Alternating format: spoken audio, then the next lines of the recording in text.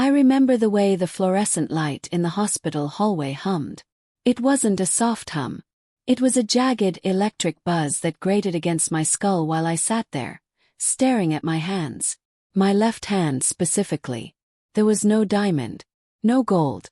Just a thin red mark where I'd been nervously twisting a rubber band until the skin grew raw. Ethan walked toward me. He didn't look like a man about to propose.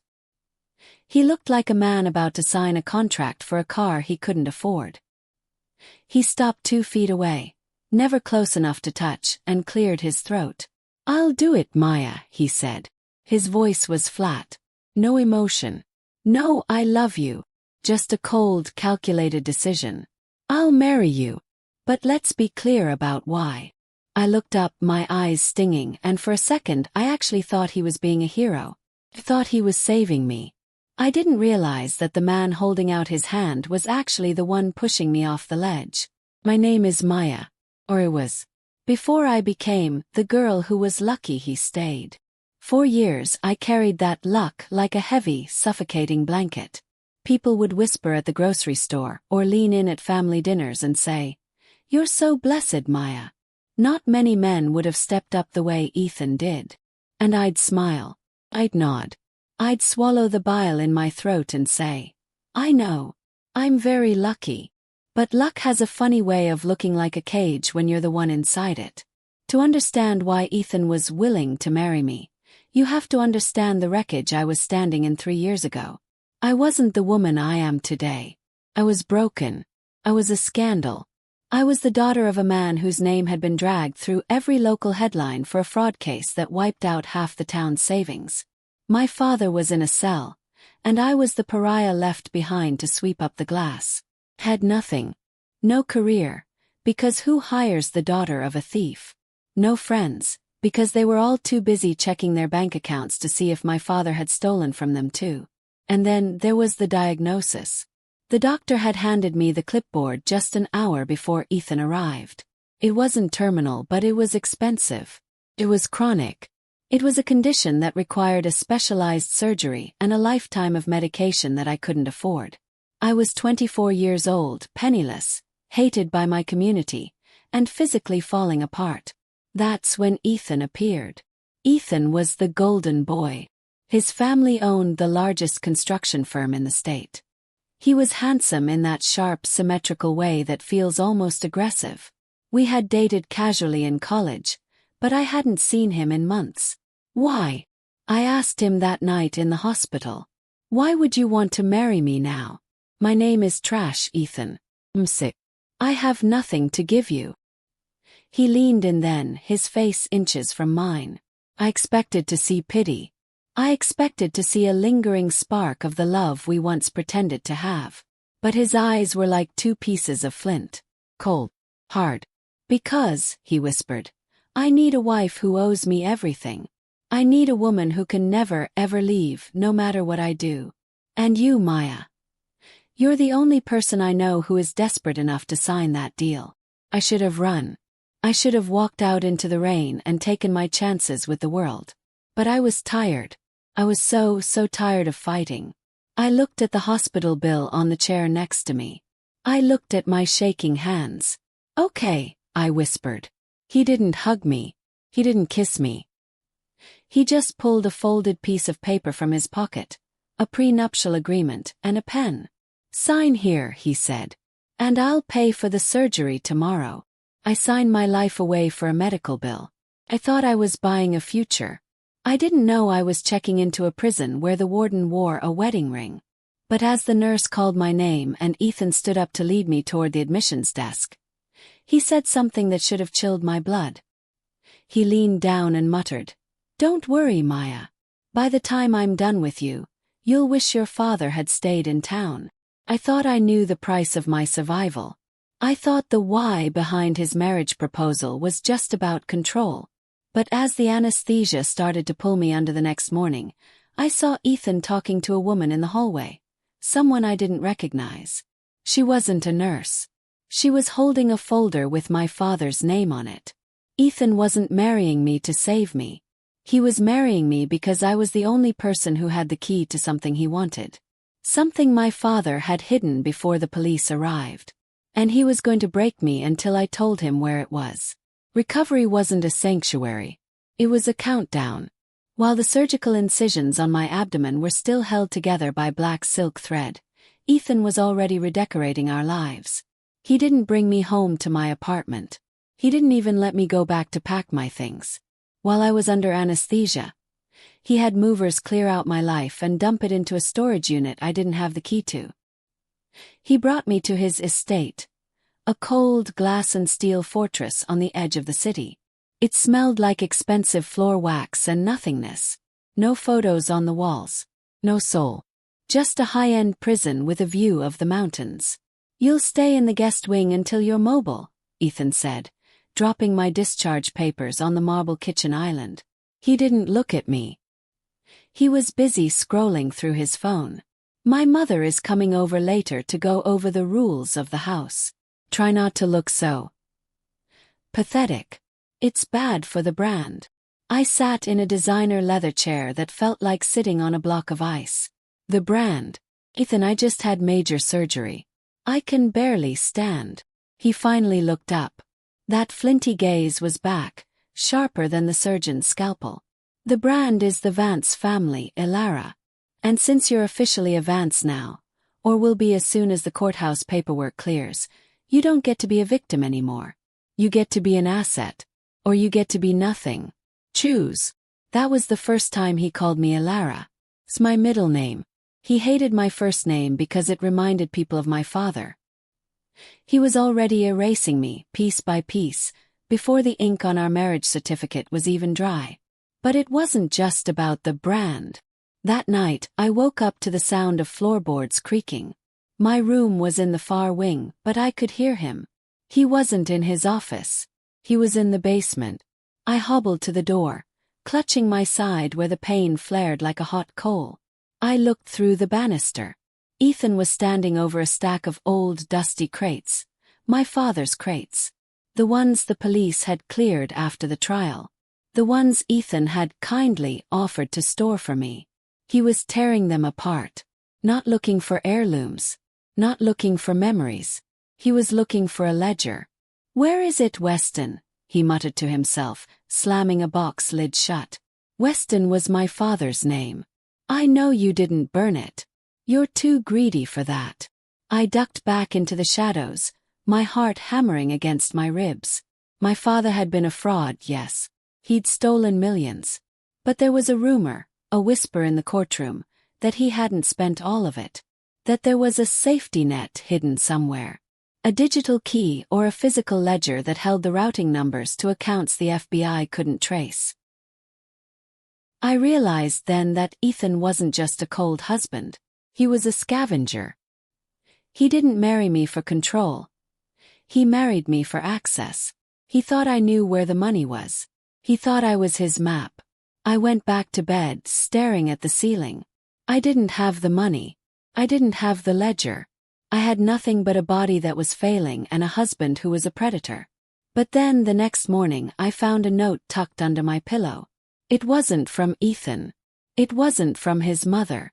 It was written on a scrap of hospital stationery, in a handwriting I hadn't seen in years.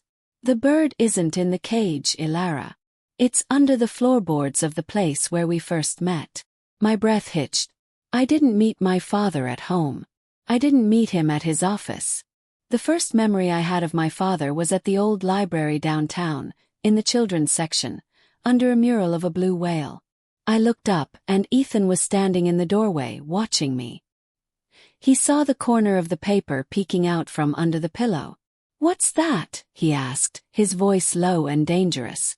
I felt the first spark of something I hadn't felt in months. Not fear. Not pain. It was a cold, hard resolve. If Ethan wanted a war, I'd give him one. But I had to survive the honeymoon first. 2 weeks later the stitches came out. The same day, Ethan handed me a dress. It was red. Not a soft romantic red. It was the color of a fresh wound. It was tight, expensive, and looked like something a woman wears when she's about to be put on display. "The charity gala," Ethan said, checking his cufflinks in the mirror. Everyone who lost money to your father will be there. You're going to walk in on my arm, you're going to smile, and you're going to thank them for their patience. I stared at the dress. Ethan, they hate me. They'll tear me apart. Exactly, he said, turning to look at me with a sickeningly sweet smile. And I'll be there to defend you. By the end of the night, I'll be the saint who took in the devil's daughter. And you'll be so socially isolated that I'll be the only person left in the world who will talk to you. Total dependency, Ilara. That's how this works. He was a master of psychological warfare. He wanted to destroy my reputation so completely that I'd never have the courage to leave him. He wanted me to feel like the world was a den of lions, and he was the only one holding the whip. The gala was a nightmare. As soon as we stepped into the ballroom, the music seemed to die. The whispers started instantly. Look at her. Wearing silk bought with our savings. How does she sleep at night? Poor Ethan. He's too good for his own health. I felt like I was drowning in a sea of judgment. Every time someone threw a barb, Ethan would squeeze my arm, not in support but to remind me he was there. To remind me that without him I was nothing. Then I saw her. A woman named Sarah. She was the widow of a man who had worked for my father for 30 years. My father's fraud had ruined them. She was standing by the champagne tower, her eyes burning with a hatred so pure it felt like physical heat. Ethan pushed me toward her.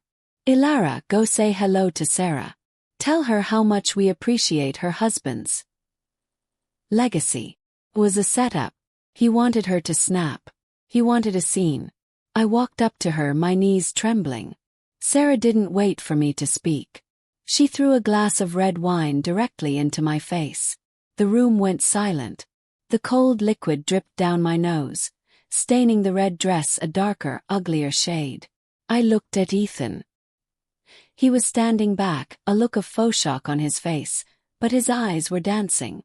He was winning. But Sarah leaned in close. Close enough that I could smell the bitterness on her breath. Your husband doesn't want to save you, girl, she hissed, her voice too low for the crowd to hear. He was the one who tipped off the FBI about your father. He didn't do it for justice. He did it because your father wouldn't give him the offshore codes. He's not your savior. He's the reason your father is in prison. The world tilted. The room began to spin. Ethan stepped forward, wrapping a jacket around my wine-soaked shoulders. I'm so sorry, Sarah. She's still learning. Let's get you home, Ilara. He led me out like a prize pony, whispering good job into my ear. He thought I was broken. He thought the wine had washed away my pride. But as we walked to the car, I felt the note from the hospital, the one I'd hidden in the lining of my purse, pressing against my hip. Ethan hadn't just married me for the money. He had orchestrated my entire downfall. He had put my father in jail, waited for me to get sick and desperate, and then stepped in to save me. He didn't just want the ledger. He wanted to own the daughter of the man who had outsmarted him. But Sarah had given me a gift. She'd given me the truth. And truth is the one thing a liar can't account for. The next day, Ethan left for a business trip. He told me to stay in bed and reflect on my behavior at the gala. He locked the front gate and told the security guard that I wasn't to leave the property for medical reasons. He thought he had me pinned. But Ethan underestimated one thing. I grew up as the daughter of a master manipulator. I knew how to find the cracks in a wall. I waited until the guard did his 2 a.m. perimeter check. I climbed out the bathroom window, the only one without a sensor, and dropped onto the soft mulch below. My side screamed in pain, but I didn't care. I crawled to the edge of the woods and kept moving until I hit the main road.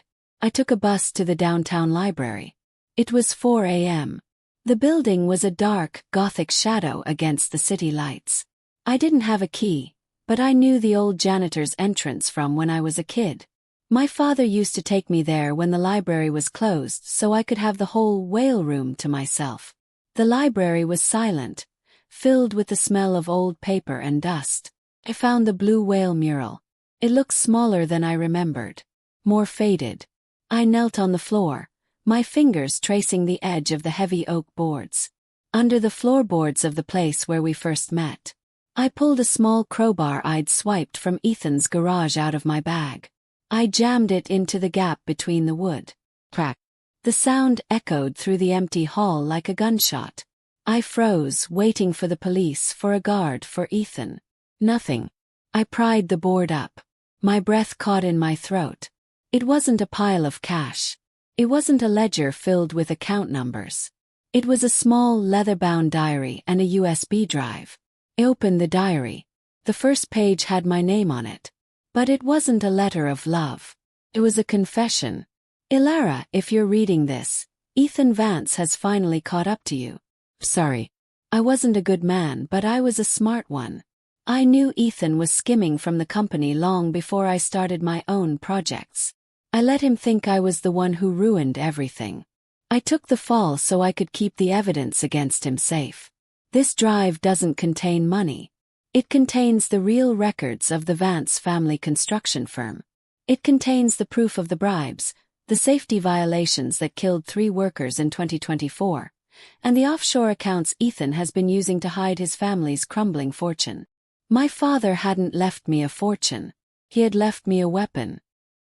Ethan wasn't rich. His family was bankrupt. The estate, the gala, the red dress, it was all a facade. He needed my father's hidden money to pay off the debts before his empire collapsed. And then I heard it. The slow, rhythmic clap of hands coming from the doorway. I turned around, the USB drive clutched in my hand. Ethan was standing there. His silhouette framed by the streetlights outside. He wasn't wearing a suit. He was wearing a black hoodie. His face twisted into something unrecognizable. You always were the smart one, Ilara, he said, stepping into the whale's shadow. I knew the hospital note was too easy. I knew you'd lead me right to it. He held out his hand. Give it to me. Give it to me and maybe, just maybe, I'll let you stay in the guest house for another month. Otherwise, well. An escaped wife, a tragic relapse, a dark library at 4 a.m. It writes itself, doesn't it? He took a step forward. I backed up against the mural, the cold stone pressing into my spine. You didn't marry me because you were willing to save me, Ethan, I said, my voice finally steady. You married me because you were drowning. And you thought I was a life jacket. I looked at the USB drive, then back at him. But I'm not a life jacket, I whispered. I'm the anchor. I didn't run. I didn't scream. I just held the drive over the gap in the floorboards. If I drop this, I said, the police find it in the morning during the renovation. And your brand dies before sunrise. Ethan stopped. He looked at the drive, then at me. For the first time I saw it. The cracks in his armor. The desperation of a man who had built his life on sand. You won't, he sneered, though his voice wavered. You need me. You have no money, no health insurance, no father. You're nothing without me. I was nothing with you, I said. Now I'm just Ilara. I let go of the drive. It didn't fall into the hole. It fell into the hand of the man who had been standing behind me in the shadows the entire time. The man I had called before I left the estate. The man Ethan thought was in prison. Ethan's face didn't just pale. It turned the color of ash. He took a staggering step back, his hand clawing at the air as if he could physically grab the reality he'd just lost. The man standing behind me wasn't my father. My father was still behind bars, serving a 15-year sentence. No, the man holding the USB drive was someone Ethan had forgotten about. Someone he'd stepped on to build his gold-plated life. It was Julian. Julian had been Ethan's lead foreman, the man who had overseen the 2024 project where the 3 workers had died due to safety violations. Ethan had pinned the negligence on Julian, sent him to prison for 3 years, and walked away with a slap on the wrist. Julian had been released 6 months ago, living in the shadows, waiting for the moment the Vance empire finally showed a crack. I told you, Ethan, Julian said, his voice like gravel grinding together. He held the USB drive up, the small blue light on it blinking like a heartbeat. The foundations you build on are always rotten. You just didn't expect the daughter of your partner to be the one to dig them up. Ethan lunged. He didn't go for me, he went for the drive. He was a desperate animal now, stripped of his expensive suits and his cool, calculated mask. But Julian was faster. He shoved Ethan back, and my husband, the man who had owned me for months, tripped over the very floorboard I'd pried up. He went down hard, his head narrowly missing the oak edge. "Get up," I said, my voice sounding foreign to my own ears. It wasn't the voice of a victim. It was the voice of a woman who had just realized she held the match to the entire bonfire. "Get up and look at me, Ethan." He looked up from the floor, a thin line of blood trickling from his lip. The golden boy was gone. In his place was a terrified boy who had run out of lies. "You think this changes anything?" Ethan hissed, trying to regain his footing. "That drive is stolen property. You broke into a public building. I'll have you committed, Ilara. I'll tell them the surgery messed with your head. Who are they going to believe? A pillar of the community or a fraud's daughter and an ex-con?" "That's the thing about pillars, Ethan," I said, leaning down so I was eye level with him. "They only work if people believe they're solid." But I didn't just call Julian tonight. Called the local news desk. And I called the SEC. They've been looking for those offshore routing numbers for 3 years. They don't care about my mental state. They care about the money you stole from the pension funds to pay for that estate. Ethan's eyes darted to the library entrance. He was looking for an exit, but Julian was blocking the only way out. "I'm giving you one choice," I whispered. "You sign the confession Julian has in his pocket. You admit to the safety violations. You admit to the fraud. And in exchange, I don't tell the police that you tried to kill me in this library tonight." "I didn't try to kill you," he screamed, his voice cracking. "In a room with no cameras, with a man you framed for a crime he didn't commit?" I tilted my head. "It's a very convincing story, Ethan. Almost as convincing as the one you told me when you offered to pay my medical bills." Ethan reached for the pen Julian held out. His hand was shaking so violently he could barely grip it. But just as the tip of the pen touched the paper, the library's front doors didn't open. They were kicked. Blue and red lights began to strobe against the high windows, illuminating the dust motes like falling snow. "Police. Nobody move." I looked at Ethan. He had a sickening grin on his face. "I called them 10 minutes ago, Ilara. I told them a burglar was breaking in. You're the one with the crowbar. You're the one with the stolen drive." He thought he'd won. He thought the law would protect the man in the mansion. But he didn't see what Julian was wearing under his jacket. Wire. The next 6 hours were a blur of cold coffee and white-walled interrogation rooms. Ethan had expected the police to escort me out in cuffs. He hadn't expected Julian to hand over a digital recorder that had captured every second of our conversation, including Ethan's admission that he'd been looking for my father's ledger and his threat to write the story of my tragic relapse. When they led Ethan out of the library, he didn't look like a villain. He looked small. He looked like the hollow shell he'd always been. But my struggle wasn't over. "You realize," the detective said, sliding a folder across the table toward me, "that if we use this evidence to seize the Vance assets, your medical trust goes with it. The money Ethan used to pay for your surgery. It was stolen from the workers' fund. The bank will claw it back. You'll be liable for the debt, Maya." I sat there looking at my hands. They weren't shaking anymore. "I know," I said. "You'll have nothing," he pushed. "No home. No husband. No money for the next round of treatments. You're choosing to be a pauper just to see him in a cell." I looked at the detective. He saw a girl who was losing everything. I saw a woman who was finally getting herself back. "I've spent 3 years being something because a man allowed me to be," I said. "I'd rather be nothing on my own terms than a queen in a house built on graves." I walked out of the precinct at dawn. The air was crisp, smelling of rain and asphalt. Julian was waiting by a beat-up truck at the curb. He didn't say much. He just handed me a small, faded envelope. Your father told me to give you this once the dust settled, Julian said. He knew Ethan would fold. He just didn't know if you'd be the one to fold him. I opened the envelope. Inside wasn't money. It wasn't a key to a vault.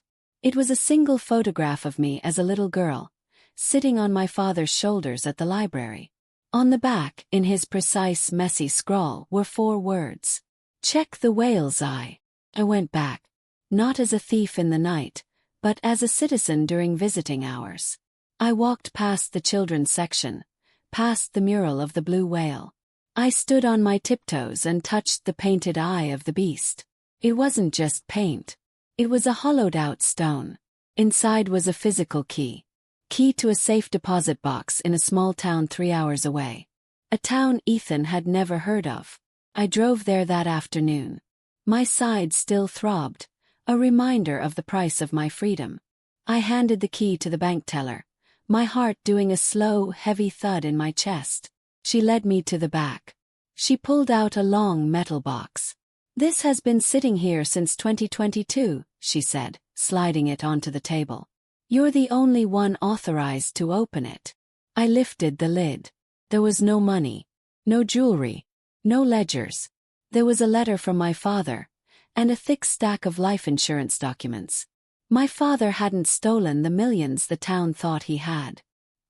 He had discovered the Vance family's fraud years ago, and he had funneled his own legitimate earnings into an ironclad trust for me, knowing that if he tried to expose Ethan then, Ethan would kill him. He had gone to prison to keep the secret safe until I was old enough and strong enough to hold the weapon myself. But as I reached for the documents, a shadow fell over the table. You really should have checked the rules of the trust more carefully, Elara. I turned around. It was Ethan's mother. And she wasn't alone. Ethan Vance, the matriarch, the woman who had taught Ethan everything he knew about cruelty. She stood there in a Chanel suit that cost more than my surgery, looking at the safe deposit box with a look of pure, predatory hunger. The trust, she said, her voice like silk over a razor blade, is only valid if you remain a member of the Vance family. It's written into the bylaws my husband helped your father draft.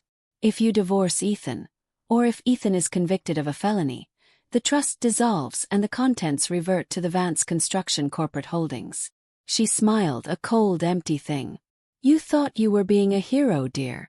But you've just handed me the one thing Ethan was too stupid to find. You've just saved the family business. And all it cost you was your soul. I looked at the documents. She was right. Section 4, paragraph B. My father had tried to protect me, but the Vances had been a step ahead of him even back then. They had poisoned the gift. If I put Ethan in jail, I would be penniless and sick. If I stayed married to him to keep the money, I would be his slave forever. Ava stepped forward, her hand reaching for the papers. Give them to me, Elara. We'll drop the charges against Julian. We'll get Ethan a good lawyer. We'll go back to the way things were. You can have your golden cage back. It beats the street, doesn't it? I looked at her. I looked at the greed in her eyes. And then I looked at the very last page of the insurance documents. My father wasn't just a smart man. He was a man who knew his daughter. He knew I wouldn't want the money if it came with chains. On the very last line, under the signature, there was a tiny handwritten note in the margin. The whale is a mammal, Elara. It has to breathe. I realized it then. The Vance Construction corporate holdings she was talking about, they didn't exist anymore. You're right, Ava, I said, pulling the papers back. If the trust dissolves, it goes to the company. But you haven't checked the news in the last hour, have you? Her brow furrowed. What are you talking about? The company filed for Chapter 7 liquidation 10 minutes ago, I said. Julian wasn't just wearing a wire for the police. He was the proxy for the other board members. They saw the evidence on the USB drive. They didn't wait for a trial. They jumped ship. They declared the company bankrupt to protect their own personal assets. I stood up, the documents clutched to my chest. There is no Vance Construction to inherit this trust. And according to the secondary clause, if the primary beneficiary is dissolved, the assets are donated to the victims of the 2024 construction accident. Ava's face crumbled. The mask of the great lady shattered, revealing a terrified, aging woman who had nothing left but a name that was about to become a punchline. You ruined us, she whispered. You burned it all down. No, I said, walking past her toward the exit. I just opened the windows. The rot was already there. I just let the light in. I walked out of that bank and I didn't look back. I didn't have the millions. I didn't have the estate. But as I stepped out into the sunlight, I realized my side didn't hurt anymore. The tension that had held my body in a grip of iron for years was gone. Tone shifts to a warm, reflective closure. Justice isn't always a pile of gold. Sometimes, justice is just the ability to breathe without asking for permission. Ethan is awaiting trial. Ava is selling her jewelry to pay for a 2-bedroom apartment. And me. I'm working at the library. In the room with the blue whale. I'm starting over. From scratch. And every morning when I wake up, I don't look at my hands for a red mark or a ring. I just look at the horizon. Because I learned the hard way that a man who is willing to marry you for what you can give him is a man who will eventually take everything you are. Don't wait for a savior. Be the one who saves yourself. Thanks for listening. Don't forget to subscribe, and if you've lived through something similar, share your story in the comments. Your voice matters.